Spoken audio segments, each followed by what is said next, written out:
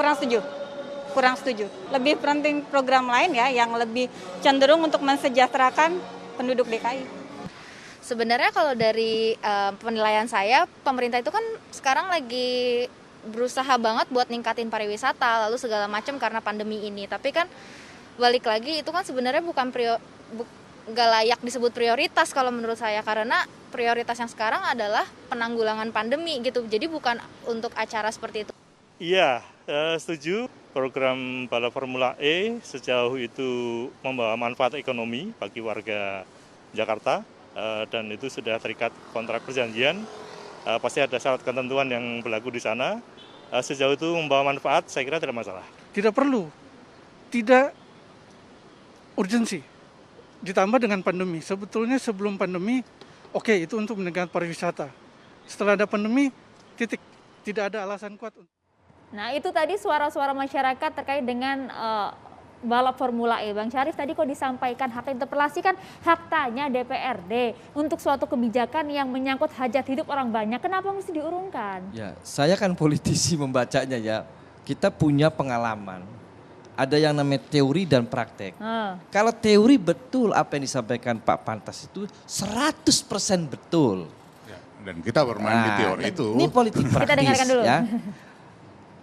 Masyarakat hari ini juga sudah terbentuk opini bahwa interpelasi itu adalah menyelamatkan uang rakyat, ya, mengembalikan uang rakyat. Lihat, opini yang sudah terbangun.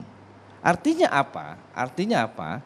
Bahwa dasar dari interpelasi itu sudah belok. Dasar dari LHP BPK sudah nggak nyambung. Karena apa? Di dalam LHP BPK tidak ada satu kata atau kalimat satu pun mengatakan menghentikan Formula E. Jadi artinya meskipun kemudian interpelasi ini dijalankan, Pak Anies menjawab akan tetap berlanjut kan? Tidak mungkin sampai juga sebetulnya. Ini tidak mungkin. Ini yang tidak politik kita praktis inginkan. ini tidak mungkin juga. Kita tidak Karena itu saya mengatakan akhirnya lahir asumsi-asumsi yang bukan-bukan. Nah, jadi Pak Pantas, selama gubernur tidak digitalnya.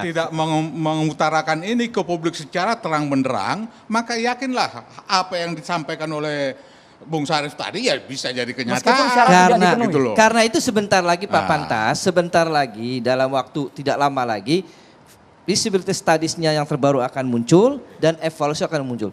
Gambaran pelaksanaan Formula E tidak sama yang dipikirkan oleh para pengusul interpelasi, pemborosan dan lain-lain. Ini sedang dilakukan evaluasi. Karena itu saya mohon bersabar. Kalau hak bertanya ini disetujuin, maka biarkan semua itu menjadi dokumen otentik yang menjadi bahan bagi gubernur untuk mengungkap gitu loh. Kita ke Mas Dede. Ya, pertama-tama ini harus diluruskan dulu ya. Ini LHPBPK ini. Ini cuma sekedar laporan hasil pemeriksaan BPK. Di sana itu tidak ada yang namanya cost benefit analysis.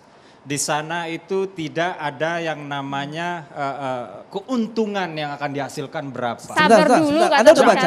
Anda sudah baca? Jangka pendeknya. Anda sudah baca belum LHPBPK? Sudah, saya sudah tahu bahwa di sana sudah disebutkan bahwa sudah ada studi kelayakan awal. Tadi saya sudah sebutkan awal. Saya sudah ini peneliti Pak Syarif. baca. Saya ini peneliti Pak Syarif. Sudah ada ditulis studi kelayakan awal, maka harus lebih diperdalam lagi gitu. Nah, jadi ini bukan cost benefit analysis. Ini hanya laporan hasil pemeriksaan saja. Tok gitu ya. Oke, fine.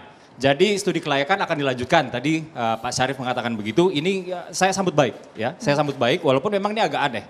Studi kelayakan baru dilakukan dan belum selesai.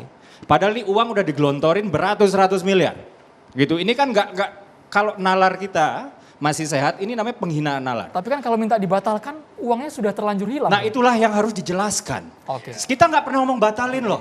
Ini yang ngomongin batalin dari tadi bapak-bapak di depan saya. Bu, coba lihat jejak digitalnya. Iya, Jejak digitalnya. Interpelasi tapi nggak bisa membatalkan. Ini kita bicara interpelasi loh. Jangan sampai nanti pemakzulan lagi, apalah. Kita nggak bicara itu. Nah, kalau memang ini itulah yang harus dijawab. Gitu. Itu yang pertama soal HP ya. Nah yang kedua, interpelasi ini sebenarnya mendekatkan kembali dewan dengan rakyatnya, gitu. Karena fungsi pengawasan ini dilakukan secara terbuka.